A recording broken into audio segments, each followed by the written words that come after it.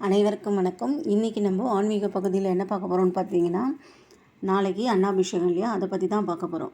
நாளை 5/11/2025 ஐப்பசி மாத பௌர்ணமி. கல்லினுள் தேரை முதல் கருப்பை உயிர் வரை 8000 கோடி உயிர்களுக்கும் உணவளிப்பவன் ஈசன். அதனை நினைவு கூர்ந்து நன்றி செலுத்தும் விதமாக ஆண்டுதோறும் ஐப்பசி மாத பௌர்ணமி நாளில் எல்லா சிவாலயங்களிலும் அன்னாபிஷேகம் நடத்தப்படுகிறது. சிவலிங்கத்தை அன்னத்தினால் முழுமையாக மூடி ஆதாரணை செய்வதையே அன்னாபிஷேகம் என்கின்றோம். அதை ஏன் ஐப்பசி மாத பௌர்ணமி செய்ய வேண்டும்? மற்ற மாதங்களில் செய்யலாமே. ஏனென்றால் ஐப்பசி மாத பௌர்ணமிக்கு ஒரு சிறப்பு உண்டு. அன்று சந்திரன் தனது சாபம் முழுமையாக தீர்ந்து 16 கலைகளுடன் முழு பொலிவுடன் திகழ்கிறான். அது என்ன சாபம் என்றால் தெரிந்த கதைதான். சந்திரன் அஸ்வினி முதல் ரேவதி வரையிலான தனது நட்சத்திர மனைவியரில் ரோகிணியிடம் மட்டும் தனி அன்பு செலுத்தி மற்றவர்களிடம் பாராபட்சம் காட்டியதால் மாமனார் தட்சனால் உடல் தேயட்டும் என்று சாபமிட்டார். சந்திரனுக்கும் ஒவ்வொரு கலையாக தேய ஆரம்பித்தது. அவன் மிகவும் வருந்து கெஞ்சவே திங்களூரில் சிவனை பூஜித்தால் சாப விமோசனம் கிடைக்கும் என்றார். உடனே அவன் திங்களூர் வந்து சிவனை நோக்கி தவம் செய்ய துவங்கினான்.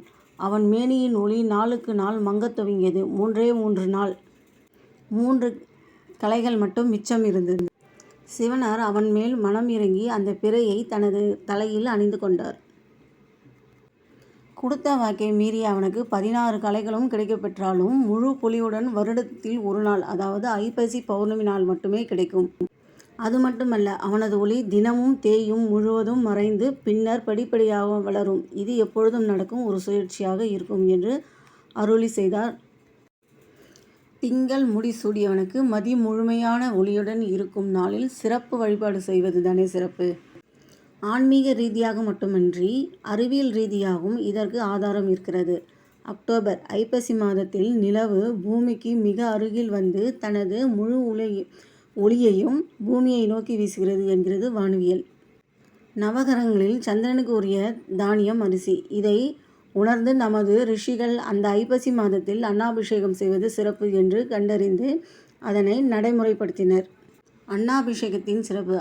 அம்பிகை பாகன் சதாபிஷேக பிரியர். அதனால்தான் அவருக்கு 11 வகையான பொருட்களால் அபிஷேகம் செய்வது வழக்கம். அவை தூய நீர், பசும்பால், இளநீர், கரும்புச்சாறு, சந்தனம், விபூதி, தயிர், பஞ்சாமிர்தம், மாப்பொடி, மஞ்சள், அன்னம் ஆகியவை. இவற்றிலும் மிக சிறப்பானது அன்னாபிஷேகம். அன்ன பிராணன் என்றும் ஆகமன்னம் என்னும் வேதங்கள் போற்றுகின்றன. ஒருவன் எத்தகைய உணவு உண்கின்றானோ அதை பொறுத்தே அவனது மனம் இருக்கும் என்கின்றன நமது சாஸ்திரம். இத்தகைய சிறப்பு வாய்ந்த அன்னத்தை கொஞ்சம் கூட வீணாக்கக்கூடாது என்பதை உணர்த்தும் அன்னத்தின் தெய்வீகத்தன்மையை எடுத்துக்காட்டவும் அன்னாபிஷேகம் செய்யப்படுகிறது. அது மட்டுமல்லாமல் நமது பேரண்டம் நிலம், நீர், ஆகாயம், காற்று, நெருப்பு என்னும் பஞ்சபூதங்களால் ஆனது.